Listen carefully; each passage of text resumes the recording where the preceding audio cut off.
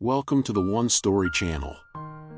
In this episode, we will explore 17th century London, where a catastrophic fire destroyed much of the city.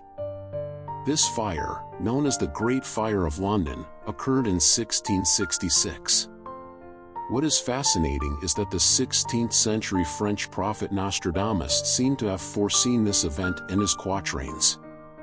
Today, we will delve into the historical context of this disaster and explore the connection between Nostradamus' prophecy and the Great Fire of London.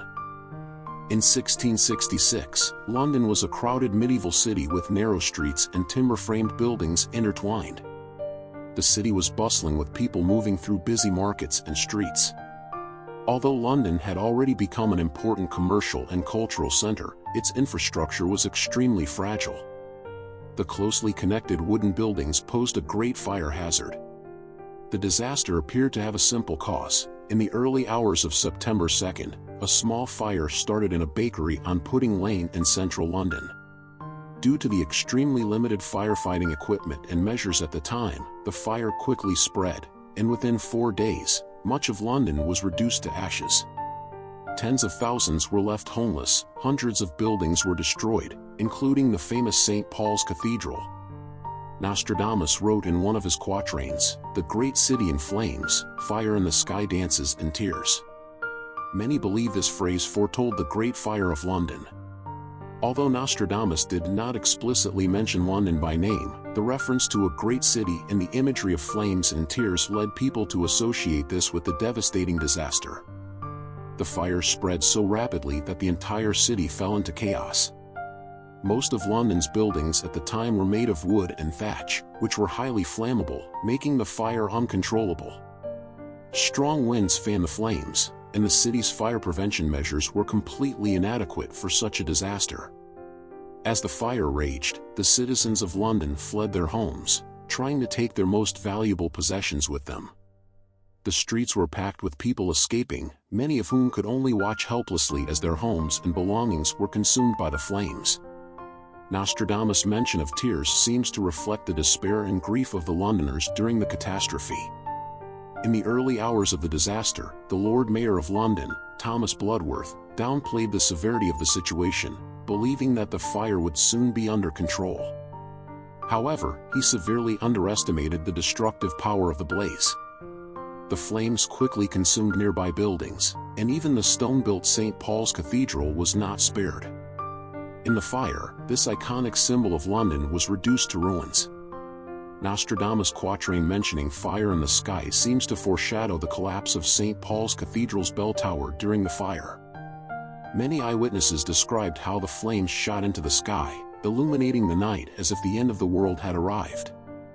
It is worth noting that the Great Fire of London in 1666 was not just a material disaster but also a psychological trauma. Many Londoners saw the fire as divine punishment, as the year 1666 contained the number 666, a number associated with the beast in Christian tradition.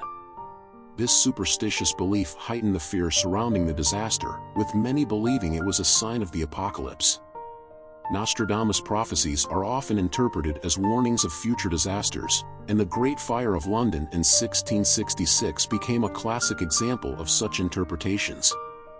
Although his verses are filled with ambiguity and symbolism, many began linking Nostradamus' prophecies to the fire after the event. The fire raged for 4 days, and it wasn't until September 6th, when the winds shifted and citizens' efforts intensified, that the fire was finally brought under control. Although much of London was destroyed, the fire provided an opportunity for the city's reconstruction. After the fire, London underwent extensive rebuilding, with wooden structures replaced by brick and stone, and city planning became more rational, with improved fire prevention measures. However, the impact of the Great Fire of London went far beyond physical destruction. It changed the way Londoners lived and spurred advances in building techniques and urban planning. At the same time, the disaster became an important example of Nostradamus' prophecy. Though he did not specifically mention London during his lifetime, many believe that his warning was a prediction of the event. Today, as we look back on the Great Fire of London, it serves as both a reflection on history and a tribute to the resilience of humanity in the face of disaster. Although Nostradamus' prophecies are shrouded in mystery and controversy, they offer a unique perspective, allowing us to rethink the connections between history and fate when faced with catastrophe. Thank you for listening to this episode of One Story. If you are interested in Nostradamus prophecies or significant historical events, please subscribe to our channel. More stories of mystery and history are waiting for you to explore.